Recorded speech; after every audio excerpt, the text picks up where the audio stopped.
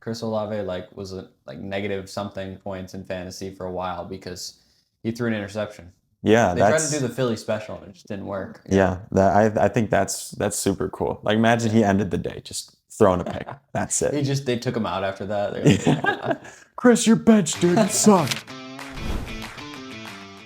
Hello, everyone, and welcome back to another episode of the podcast, Field Goals and Forecast, presented by AfterThought Sports, now on WSBU 80.3 FM, The Buzz. The Buzz. I'm Ryan Addy, alongside my good co-host, James Derrick. Week 3? Week 4?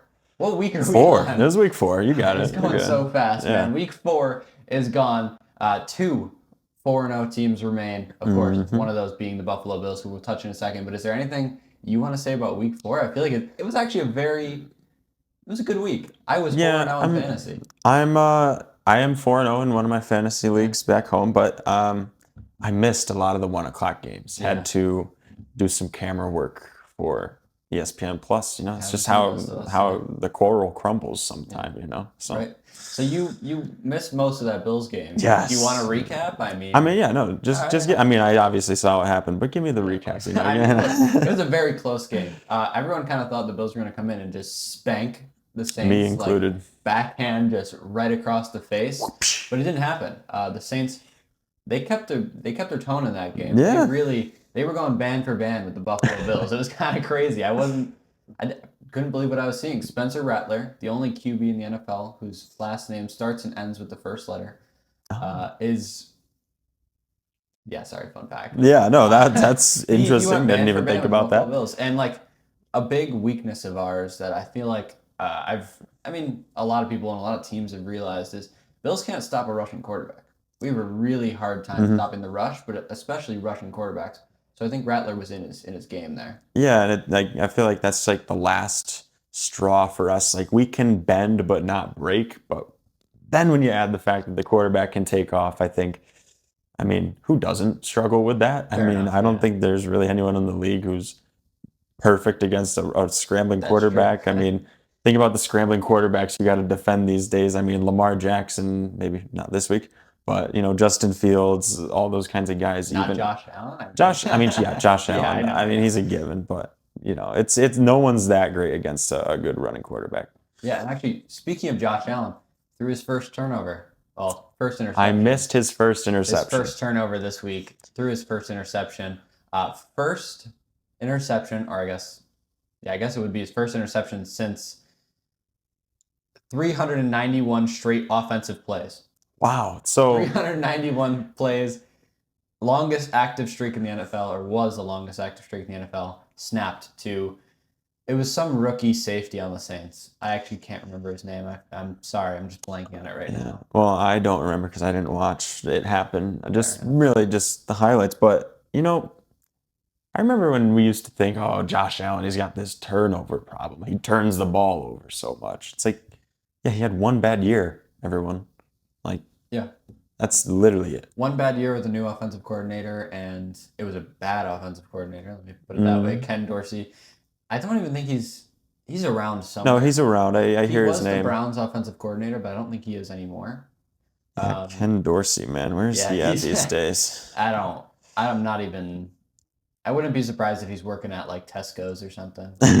Just some grocery store somewhere. But while you're looking that up, I'll talk some more about some stats. James Cook, again, it seems like a regular thing we talk about at this point.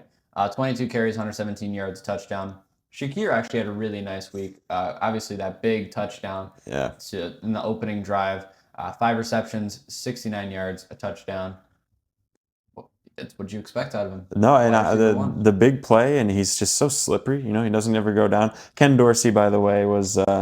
according to the AI overview, is the pass game specialist for the Dallas Cowboys. That makes a lot of sense. It makes sense he'd end up in Dallas. Dallas would be the one to hire him. But regardless. Shakir rumbles for 43 yards. He's just kind of he has one of those plays every once in a while where you hit him on a short route and he just takes off and makes a lot of guys miss. Maybe 2 years ago in the playoffs when we played the Steelers. Yes. He got away from Minka Fitzpatrick. That was a big moment. I think it was at that game, actually. Really? Good for you. Think about it. But that was a big am horrible luck for my sports teams when I Really? visit. I've only made it to one Bills game. That was the Chiefs game that we lost. It was a playoff game in Buffalo, but the Yankees, I'm just horrible luck. So Yeah. regardless, sorry, I always leave the tangents. That's like a separate topic. Yeah. I'm going to the Bills game this weekend, actually. So we'll see. What? But I'm 2-0. I was there when we beat the Ravens, and I was there when we beat the Broncos. So we're gonna have to send you for every playoff game. If you would have sent me to Kansas City, I think we would have won. But I couldn't be there. No, had obligations. You had to be here. Actually, you had like school or whatever. Yeah, or something. Paying money for this or whatever. I don't know. James Cook scored 30 plus.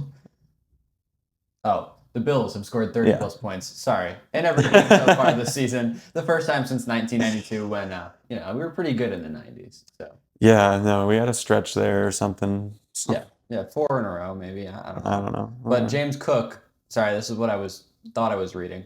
Tied the franchise record for consecutive home games with a rushing touchdown. Yeah, I think it's 8, right? So next week, if he were to score another touchdown, which it's looking good. It's looking pretty good for James Cook right now. So I think he's got it. I think where does he stop actually? Because I think he breaks it. He takes 9 straight home games. Mm. And then we have a couple road games. I don't think if there's a tough rushing team on our schedule. Do we play the Browns? We do play the Browns. I think we do play the Browns at some point. So I don't actually know when. Buccaneers is tough. That's a tough rush defense. I know we play them. Eagles is always going to be tough. Somewhere in this season, I'm sure he'll mess up. I don't know, maybe like the Chiefs. Nah, Chiefs, I don't love it. And actually, we aren't even need him. I don't even think we're home against the Browns. So yeah, so there you go. Anyway, I don't know. Regardless, could go for a while. I don't know. Yeah. I think I'm pretty confident in it. So we are James home Cook. Against the Bucs. I know that for sure, and we're home against the Eagles. I know that for sure. Yes. So maybe one of those games, but that's far in the future. Yes, so that is a while from now. Anyway, Saints again, like we said, did not play bad. A lot of people were kind of calling for the Bills' head. Do you agree with that? No, it's football. Obviously, the other team.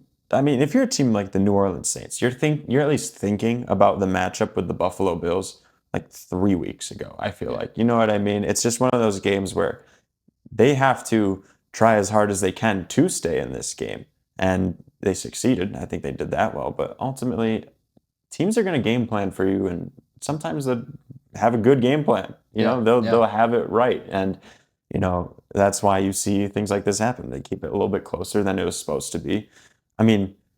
But it's not like it was that much closer than it was supposed to be. I think, like, if you looked on, like, FanDuel or DraftKings, I think the spread was, like, 15.5, and we won by, 12? Yeah, I was going to say 10, but I don't think that's right. Yeah, I think we won by 12, 31-19. But, like, that's not that crazy. I think, we win by multiple possessions. I still think we were the better team. At the end of the day, win's a win.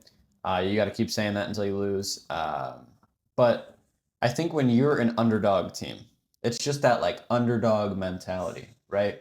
You say St. Bonaventure Bonnies go and play North Carolina Tar Heels on the road. Tar Heels are favored by 40. Yeah. Bonaventure's going to want to play a little bit better because we'll lose by like 12. You know what I mean? Yeah, but we'll keep up with them because hey, like we don't want to be the guys who are just forgotten and wrote off.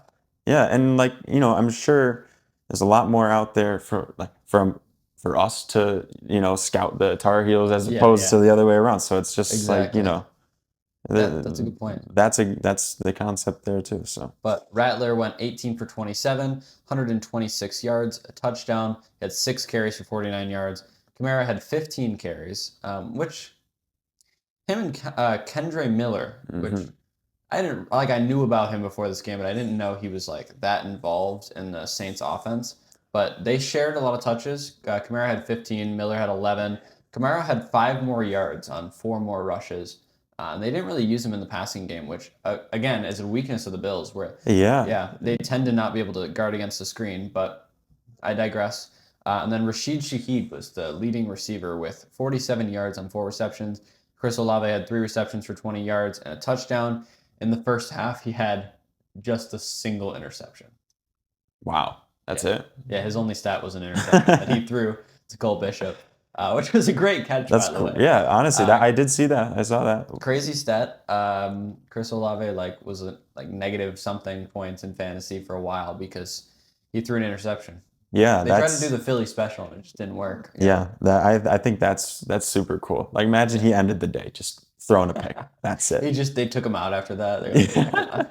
Chris, you're benched, dude. You suck. No, you couldn't do the end around. What's up with that? But the Bills have an opening touchdown in every game this season.